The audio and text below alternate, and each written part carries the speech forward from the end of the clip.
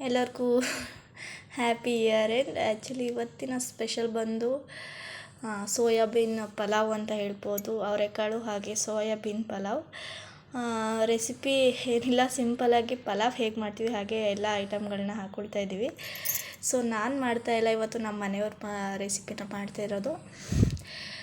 First ಈರುಳ್ಳಿ, ಎಣ್ಣೆ ಎಲ್ಲ ಒಗ್ಗರಣೆಗೆ ಏನೇನು ಬೇಕೋ ಹಾಗೆ ಪಲಾವಿಗೆ ಏನೇನು ಹಾಕೋಬೇಕು ಎಲ್ಲ ನಿಮಗೆ ಗೊತ್ತಿರೋ ಅಂಥ ಐಟಮ್ಸ್ನೇ ಹಾಕ್ಕೊಂಡು ಅವರೆಕಾಳನ್ನ ಹಾಕಿ ಚೆನ್ನಾಗಿ ಫ್ರೈ ಮಾಡ್ಕೋತಾ ಇದ್ದೀವಿ. ಅದ್ರ ಜೊತೆಗೆ ಟೊಮೊಟೊ ಹಾಗೆ ಬೀನ್ಸ್ ಹಾಗೆ ಕ್ಯಾರೆಟ್ ಮೂರನ್ನೂ ಹಾಕಿ ಫ್ರೈ ಮಾಡ್ಕೋಬೇಕು ಚೆನ್ನಾಗಿ.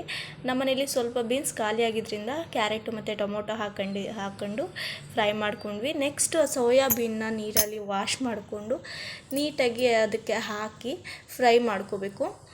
ಫ್ರೈ ಮಾಡಿಕೊಂಡು ಸೋಯಾಬೀನ್ ನೀಟಾಗಿ ಎಣ್ಣೆ ಎಲ್ಲ ಹಿಡಿಯೋ ಹಾಗೆ ಫ್ರೈ ಮಾಡಬೇಕು. ಎಣ್ಣೆಯಲ್ಲಿ ಚೆನ್ನಾಗಿ ಫ್ರೈ ಮಾಡಬೇಕು, ಇಲ್ಲಾಂದರೆ ಬೇಯಲ್ಲ ಅಂತೇನೋ ಹೇಳ್ತಾರೆ. ಬಟ್ ನಮ್ಮನೇಲಿ ಸೂಪರಾಗಿ ಬಂದಿತ್ತು ಇವತ್ತು ರೆಸಿಪಿ. ಅದಕ್ಕೋಸ್ಕರ ನಿಮಗೆ ನಾನು ಈ ರೆಸಿಪಿನ ಶೇರ್ ಮಾಡ್ತಾಯಿದ್ದೀನಿ.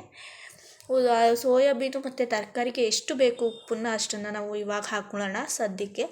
ನೆಕ್ಸ್ಟು ಅದನ್ನು ಚೆನ್ನಾಗಿ ಫ್ರೈ ಮಾಡಿ ರೈಸ್ ಮಾಡೋದಕ್ಕೆ ಏನೇನು ಬೇಕೋ ಅದನ್ನು ರೆಡಿ ಮಾಡ್ಕೊಳ್ತಾ ಇದ್ದೆ. ಆ ಕಡೆ ಇವರು ಇಲ್ಲಿ ಮಸಾಲೆಗಳನ್ನ ಹಾಕ್ಕೊಳ್ತಾ ಇದ್ದಾರೆ.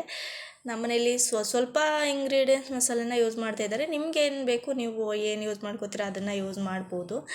ಸ್ವಲ್ಪ ಚಿಕನ್ ಮಸಾಲ ಹಾಗೆ ಮಟನ್ ಮಸಾಲ ಹಾಗೆ ಸಾಂಬಾರು ಮಸಾಲ ಆದರೂ ಹಾಕ್ಬೋದು, ಇಲ್ಲಾಂದರೆ ನಿಮ್ಗೆ ಇಷ್ಟ ಬಂದಿದ್ದ ಮಸಾಲ ಪೌಡ್ರನ್ನು ನೀವು ಯೂಸ್ ಮಾಡ್ಬೋದು. ಅದ್ರ ಜೊತೆಗೆ ಸಬ್ಸಿಗೆ ಸೊಪ್ಪು ನಾನು ಸ್ವಲ್ಪ ಯೂಸ್ ಮಾಡಿದ್ದೀನಿ, ಹಾಗೆ ಸಾಂಬಾರು ಸೊಪ್ಪನ್ನು ಯೂಸ್ ಮಾಡ್ಕೊಂಡಿದ್ದೀನಿ.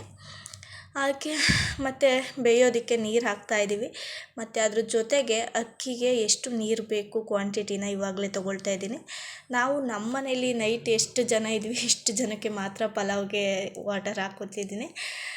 ಓಕೆ, ನಂದು ಏನು ಹೇಳೋದು, ಇವತ್ತು ಇಯರ್ ಎಂಡ್ ಬೇರೆ ಖುಷಿ ಆಗ್ತಾಯಿದೆ ಒಂದು ಕಡೆ. ನೆಕ್ಸ್ಟ್ ಇಯರಿಗೆ ಕಾಲಿಡ್ತಾಯಿದ್ದೀವಿ ಅಂತ. ಸೊ ನೋಡೋಣ ಏನಾಗುತ್ತೆ ನೆಕ್ಸ್ಟ್ ಇಯರ್. ಏನು ಪ್ಲ್ಯಾನಿಂಗ್ಸ್ ಇಲ್ಲ ಸದ್ಯಕ್ಕೆ. ಇವಾಗ ನೀರು ಕುದಿ ಬಂದಾದಮೇಲೆ ರೈಸ್ನ ಅದಕ್ಕೆ ವಾಶ್ ಮಾಡಿಕೊಳ್ತಾ ಇದ್ದೀವಿ.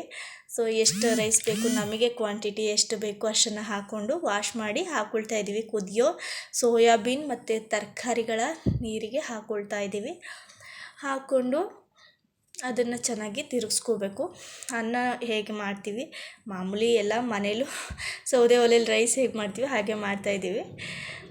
ತಿರುಗಿಸ್ತಾ ಇದ್ದಾರೆ ಚೆನ್ನಾಗಿ. ಕೆಲವೊಂದು ಅವರು ಬಿಡ್ತಾನೆ ಇರಲಿಲ್ಲ ಮಾಡೋದಕ್ಕೆ, ನೋಡೋಕ್ಕೆ, ತೋರಿಸೋದಕ್ಕೆ ಬಿಡ್ತಿರಲಿಲ್ಲ ನನಗೆ. ನಾನಂತರೂ ಪ್ಲೀಸ್ ಅಂದ್ಕೊಂಡು ಕೇಳ್ಕೊಳ್ತಾ ಇದ್ದೆ. ನಾವೆಲ್ಲ ಇಷ್ಟೆಲ್ಲ ಮಾಡಲ್ಲ, ಒಲೆಯಲ್ಲಿ ಗ್ಯಾಸ್ ಮೇಲೆ ಇಟ್ಬಿಡ್ತೀನಿ ಸುಮ್ಮನೆ.